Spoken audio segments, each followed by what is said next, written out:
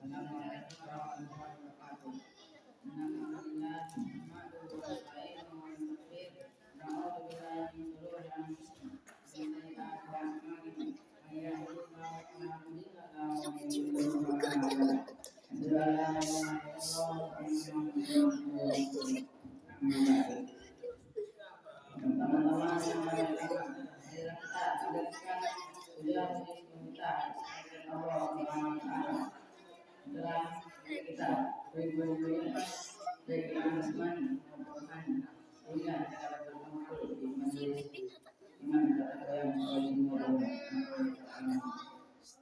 yang lainnya salam ada Pak silakan kepada dunia manusia kita di suri dakwah kita Muhammad sallallahu alaihi wasallam telah membawa agama Islam ini dari zaman jahiliyah menuju zaman Islam.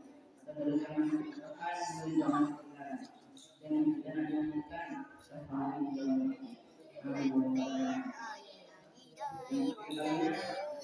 di sini yang menyampaikan hadis tentang perkara sesuatu dengan perkara dari Ibnu Abbas radhiyallahu anhu Rasulullah sallallahu alaihi wasallam ini beberapa usaha berfungsi sebab apabila masih ada apabila publikan karena apabila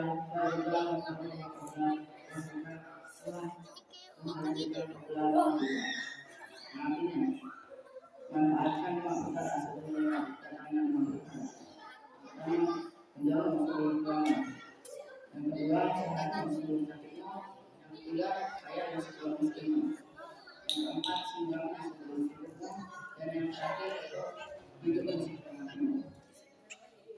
Sejarah menjelaskan harus memanfaatkan perkara itu dengan sebaik mungkin karena kita harus memanfaatkan hidup kita dengan hal yang bermanfaat.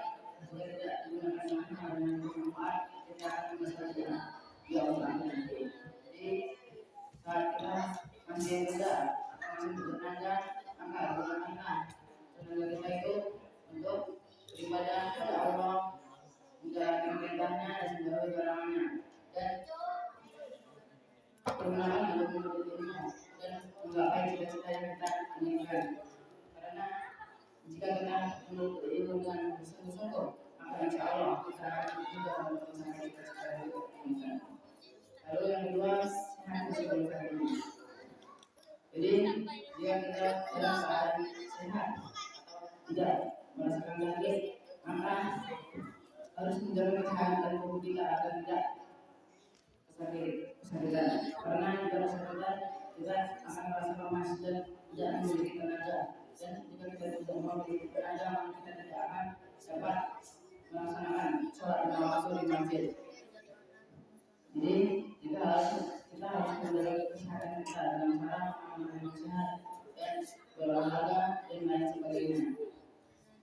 Dan jika juga ada manfaat ketika kita sakit itu dosa kita akan dihapuskan oleh Allah. Lalu yang ketiga, kaya muslim. Jika Allah memberikan kita kelebihan harta, maka gunakanlah harta itu dengan sebaik mungkin. Itu dengan cara berinfak atau memberi makanan kepada orang yang kurang mampu dan berzakat dan lain sebagainya. Jika kita memiliki harta dan tidak dipergunakannya, maka nanti Allah akan bertanya, kenapa hartamu tidak kamu infakkan?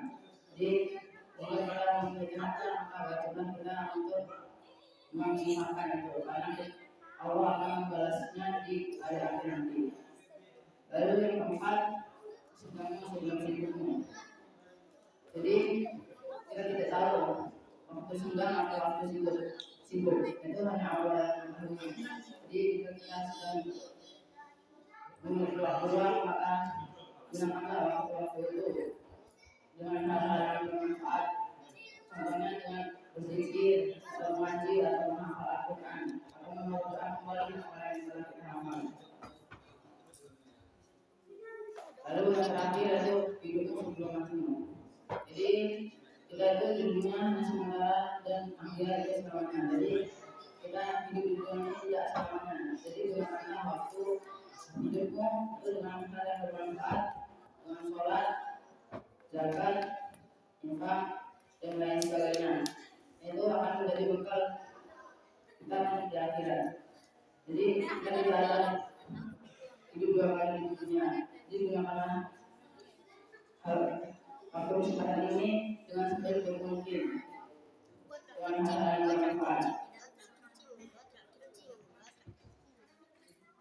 Jadi itulah 5 perkara sebelum 5 perkara. Jadi kita harus mengenal 5 perkara tersebut dengan sebaik-baiknya mungkin. Karena semua itu kita tidak tahu akan terjadi dan akan tidak terjadi.